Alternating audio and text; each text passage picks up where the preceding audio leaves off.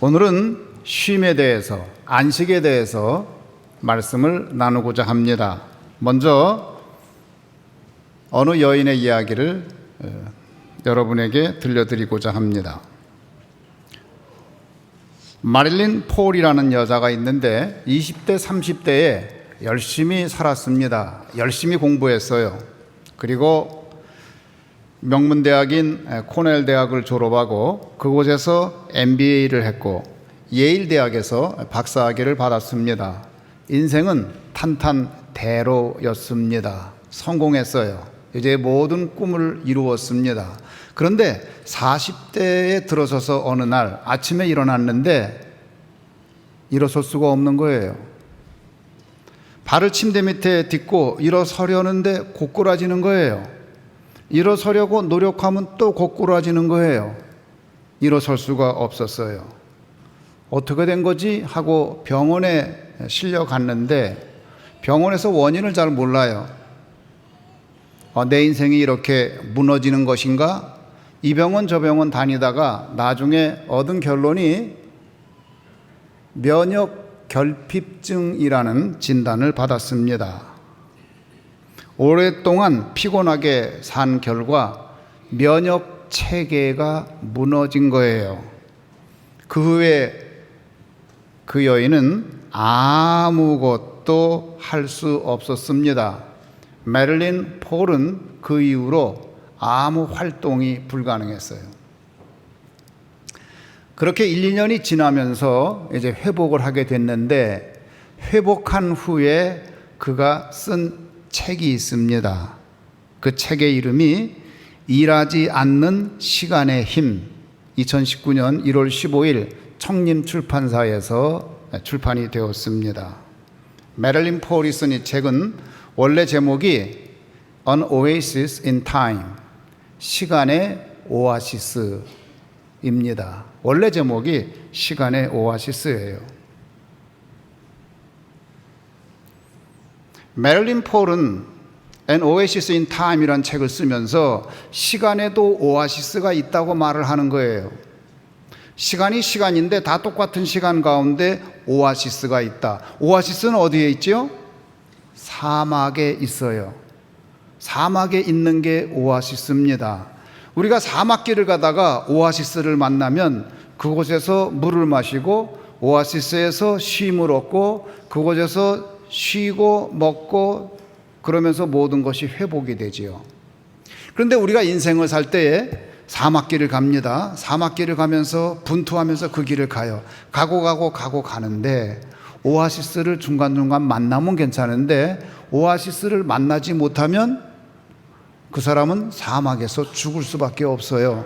그가 아무리 노력하는 사람이라 할지라도, 그가 아무리 의지가 강한 사람이라 할지라도, 그가 불굴의 투지를 가지고 있는 사람이라 할지라도 끝내 오아시스가 없고 이제 오아시스가 나와야 되는데 안 나와요.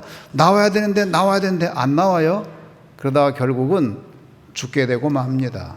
그럼 시간에 있어서 오아시스가 있다고 그러는데 그 시간의 오아시스는 뭐냐? 그것이 바로 쉼이라는 거예요. 그런데 그 메릴린이라는 여자가 자기가 인생의 길을 가면서 사막길을 분투하면서 가다가 자기 인생엔 오아시스가 없었다는 거예요. 쉼이 없었다는 거예요. 오아시스가 없으니까 결국은 어떻게 됐느냐? 그렇게 어느 날 한창 전성기인 40대 초반에 침대에서 일어나지 못하고 아무것도 하지 못하는 사람이 되었다는 겁니다. 그래서 하나님께서 하신 일이 있어요. 그게 뭐냐? 우리에게 쉬라고 명령을 했습니다. 신명기 5장 15절은 이렇게 증거합니다. 너는 기억하라. 내가 애굽 땅에서 종이 되었더니 내 하나님 여호와가 강한 손과 편팔로 거기서 너를 인도하여 내었나니 그러므로 내 하나님 여호와가 내게 명령하여 안식일을 지키라 하느니라. 이스라엘 백성이 이집트에서 400년 이상을 노예로 살았습니다. 400년 이상 무엇을 했느냐? 일만 했어요. 일만 할 때에 어떤 일이 생기느냐? 하나님을 잃어버려요.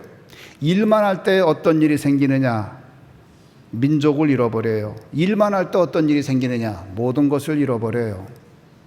쉬지 못하면 보이는 게 없는 거예요. 그래서 하나님께서 그 이스라엘 백성을 불쌍하게 여겨서 이집트에서 구출하여 내신 후에 한 명령이 뭐냐? 내가 그렇게 일만 하고 쉬지 못했으니 앞으로 안식일을 지켜라.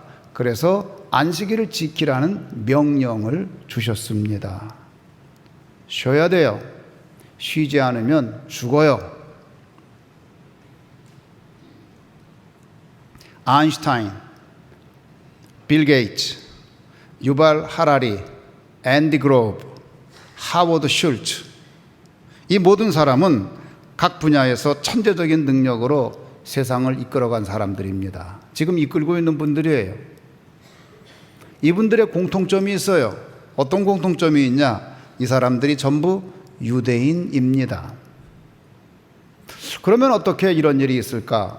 노벨 평화상의 30% 이상 유대인이 차지하고 있는데 도대체 무슨 일일까?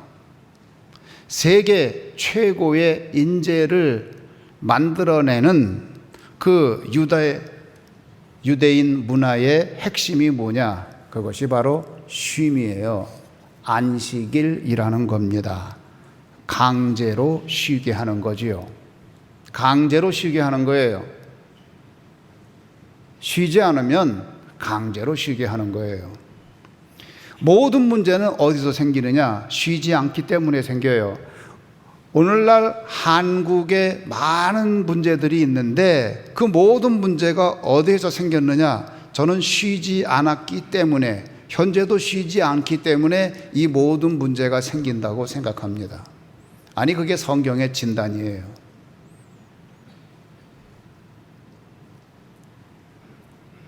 제가 잘 아는 학생이 하나 있었어요. 여고생인데 그렇게 공부를 잘해요. 그렇게 공부를 잘해요. 어쩜 그렇게 공부를 잘하는지 몰라. 그래서 늘 1, 2등을 별로 놓치지 않는데 거기다가 모범생이에요. 거기다가 신앙도 좋아. 그리고 교회에서는 학생회에서 반주를 해요. 피아노도 잘 쳐. 얼마나 훌륭해요. 그래서 제가 그 아이 볼 때에 야, 참 보기 드문 애다. 참 괜찮다. 이렇게 생각했어요. 그리고 그 교회를 사임하고 제가 다른 교회로 갔는데 나중에 그 아버지가 저한테 연락을 했어요. 목사님, 큰일 났어요. 장로님 왜요? 그랬더니 우리 딸아이가요. 그 딸아이가 얼마나 훌륭한데요. 왜 그 딸아이가 어때서요? 그랬더니 우리 딸아이가요, 방에 들어가서 문을 걸어 잠그고 나오질 않아요. 예? 그게 무슨 얘기예요? 그 딸아이가 얼마나 훌륭하는데. 그리고요, 우리 딸아이가요, 창문에 전부 다 까만 종이로 다 발라놓고 아무도 자기를 못 보게 해요. 아니, 그 애가 왜 그러지요? 그리고 우리 딸아이가요, 일체 밥도 안 먹어요. 밥 먹을 때도 나오질 않아요. 그래서 할 수 없이 그 방으로 음식을 들여줄 수밖에 없어요. 목사님, 어떻게 하면 좋죠? 아무도 안 만나요. 학교도 안 가요. 어떻게 하면 좋죠? 목사님, 죄송한데 한번 와서 만나주세요. 어제 깜짝 놀랐어요. 그 훌륭한 아이가. 그때 그 아이가 고등학교 2학년인데 그래서 제가 갔어요. 가가지고서 얘기를 하니까 애가 문을 안 열어주려고 그래요. 그러다가 나중에 열어주더라고요. 그래서 그 아이가 그 방에서 드디어 나왔어요. 그 방에서 나온 그 아이하고 저하고 어디를 갔을까요? 한번 추측해 보세요. 어딜 갔을까요? 기도원에 가서 기도했을까요? 교회 가서 기도했을까요? 아니면 찬양을 했을까요? 아니에요. 그 아이하고 저는 어딜 갔느냐? 극장회를 갔어요. 무슨 극장을 가요? 왜 극장에 갔을까요? 우리는 평범해 보이는 극장이 그 아이에게는 너무나 가고 싶은 오아시스가 될 수 있는 거예요. 아무것도 아닌 것 같지만 그 아이는 극장 한번 못 가본 아이이기 때문에 극장에 가는 게 걔한테는 오아시스일 수 있는 거예요. 그래, 우리 극장 가자. 눈이 동그래져 애가. 목사님, 극장을요? 그래, 극장 가자고. 거기 지금 너 그 영화 지금 재밌는데 한번 같이 보자. 그래요? 좋아요. 그러고 간 거예요. 아이를 옆에 앉혀놓고 영화를 보는데 제가 뭐 영화에 무슨 관심이 있어요? 제가 그 영화를 뭘 봐야 돼요?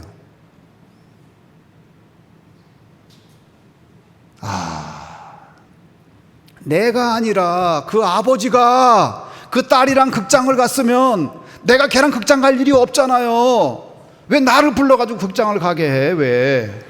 나 바쁜 사람인데. 그 엄마가 진즉에 그 아이랑 극장을 갔으면 그럴 일이 없었을 텐데, 문을 걸어 잠글 일도 없었을 텐데, 맨날 공부하라. 그 아이가 어떡하다가 몇 등 떨어지면, 야야 너 이거 떨어지면 되냐? 1등을 해야지.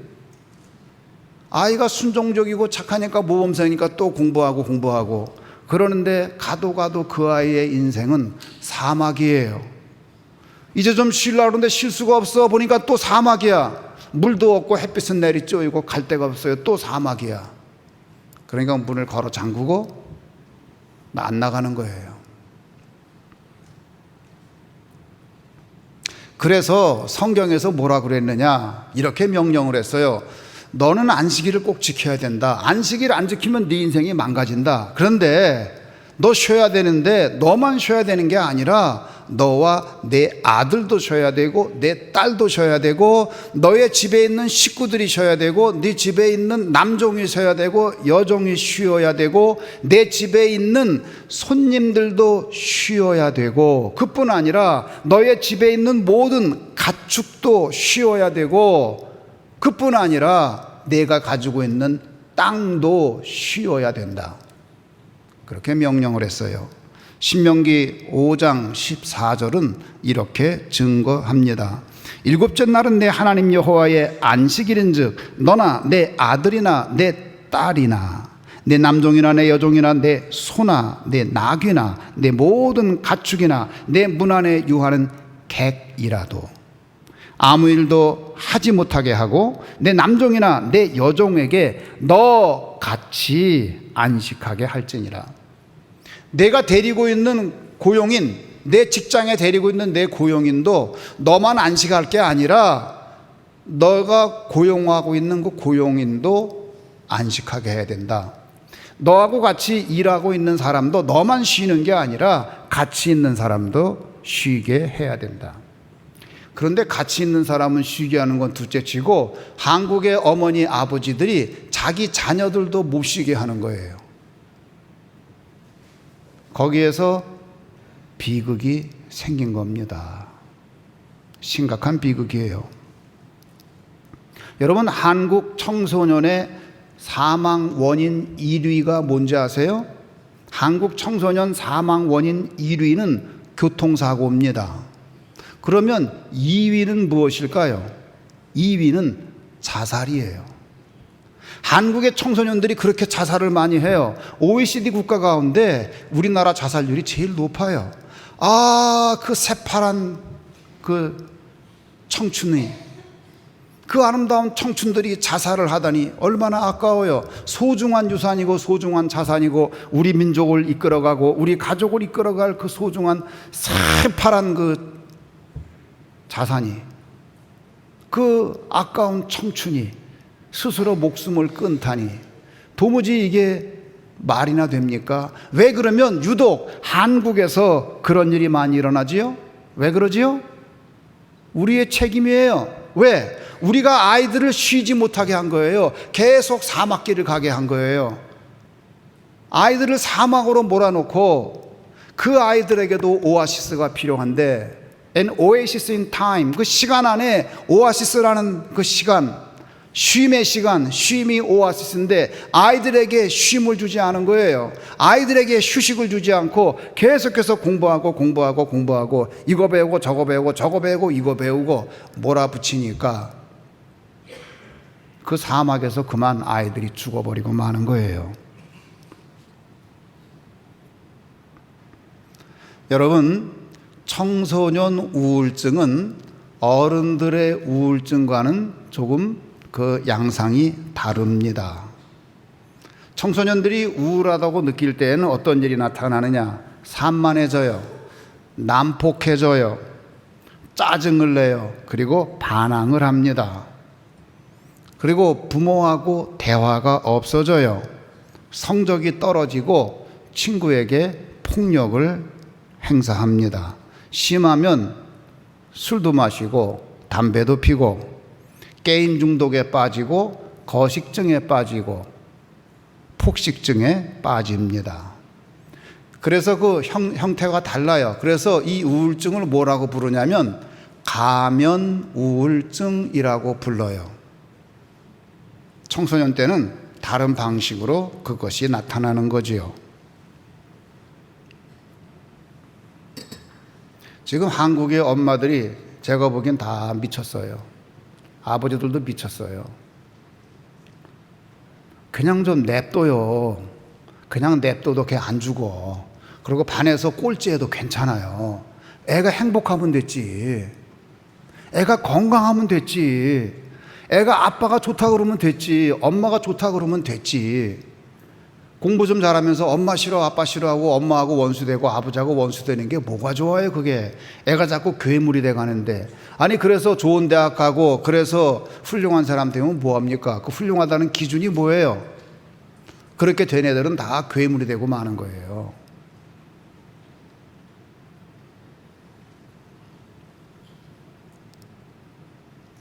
한 번은 저희 집에 누가 찾아왔어요. 제가 모르는 분이. 제가 잠실 살 때. 그래가지고서 어떻게 오셨어요? 그랬더니 혹시 우리 딸아이가 여기 왔나 해서 그래요. 그래서 예? 아이고 저기 선생님 딸 누구죠? 네 그래요. 그 애하고 친구예요. 그래서 아 그래요? 근데 딸이 집을 나가서 며칠째 안 들어온대. 그러니까 아버지가 답답하니까 찾아온 거예요. 우리 집까지.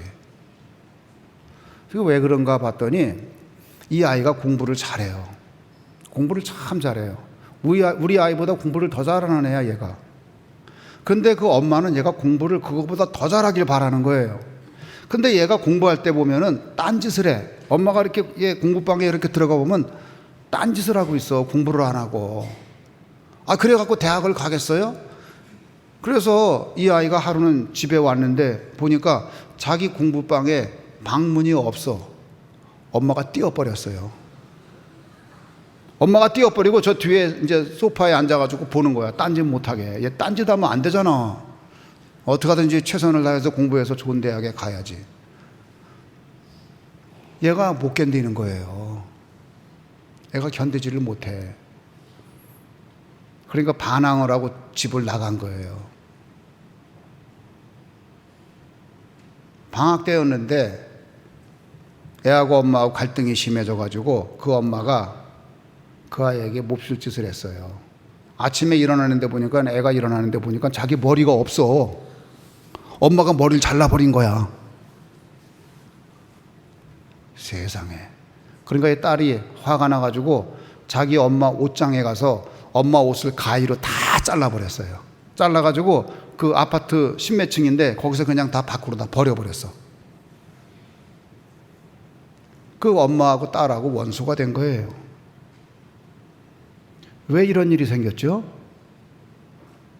아이가 지금 사막에 있는데 그 아이한테 필요한 건 오아시스예요. 그런데 엄마는 계속해서 걔를 사막으로 몰아간 거예요. 공부해. 딴짓하지 말고 공부해. 넌 공부해야 돼. 어떻게 하든지 대학만 가면 돼. 딴짓하지 마. 사막으로 몰아가니까 아이가 견디지를 못한 거예요.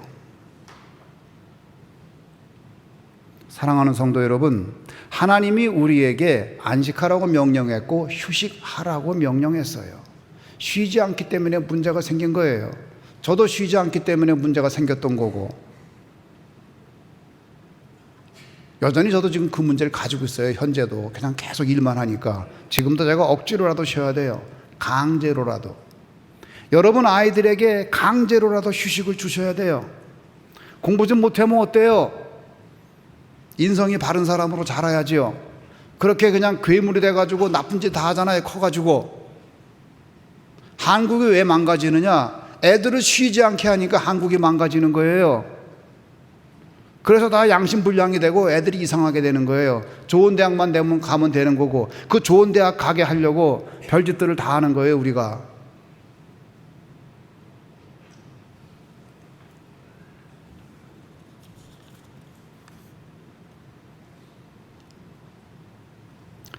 마태복음 11장 28절에 주님은 이렇게 말씀하십니다. 수고하고 무거운 짐진 자들아 다 내게로 오라. 내가 너희를 쉬게 하리라. 우리에게 오아시스를 주시겠다는 거예요. 여러분 그 오아시스에 가지 않겠어요? 사막을 가다가 오아시스를 만나야죠. 그래서 오아시스가 여기도 있고 저기도 있고 저쪽에도 있고, 오아시스가 내 인생에 계속 있으면 우리가 사막길을 가도 지치지 않고 또 힘을 얻고 또 가다가 또 오아시스 만나서 쉬고, 그리고 또 우리 임무를 하기 위해서 사막을 가다가 또 오아시스를 만나고, 그러면 그 사람이 풍성한 사람이 돼요. 나이가 들으면은 우리가 나이가 50이 넘어가면요, 60이 넘어가면 사람이 좀 푸근해져야 돼. 사람이 좀 은혜로워져야 돼요. 70, 80 되면 사람이 좀 베풀 줄도 알아야 돼요. 그런데 우리나라 노인들을 보면 이상하게 은혜롭지가 않아. 더 까탈스러워져. 그리고 짜증도 잘 내. 난 노인들이 왜 짜증을 내는지 모르겠어. 왜 그러죠? 그 사람 인생에 오아시스가 없었기 때문에 그래요. 그러니까 인생이 사막 가운데 메말라 있는 거예요. 평생 의무만 지고 살았기 때문에, 평생 의무만 지고 자녀들을 키우고 부모 섬기고 그런 마지막 세대가 우리 세대 아니에요? 그러다 보니까 인생이 메말랐어요. 짜증만 남았어. 오아시스에 살지 않은 사람은 인생에 풍요로움이 없어요. 사랑하는 성도 여러분, 쉬어야 됩니다. 쉬어야 하나님이 보여요. 쉴 때에 예수님이 보이는 거예요. 쉴 때에 내 얼굴도 보이는 거예요. 아, 내가 이렇게 생겼었나? 이렇게 추한지 몰랐네. 쉴 때에 내 얼굴 보이는 거예요. 쉴 때에 아내의 얼굴도 보이고 자녀의 얼굴도 보이는 거예요. 쉴 때에 친구의 얼굴도 보이는 거예요. 쉴 때에 비로소 내가 사는 세상이 보이는 거예요. 쉴 때에 비로소 안 보이던 것들이 보이기 시작하는 겁니다. 사랑하는 성도 여러분, 하나님은 우리에게 오아시스를 주셨어요. 그 오아시스를 즐기며 사는 여러분 되기 바라고, 여러분 자녀들이 가지고 있는 오아시스 뺏지 마세요. 그거 망가뜨리지 마세요. 그 아이들에게 많은 시간을 주시고 쉼을 회복하는 우리 조치원교회 성도들이 다 되시기를 주님의 이름으로 축원합니다.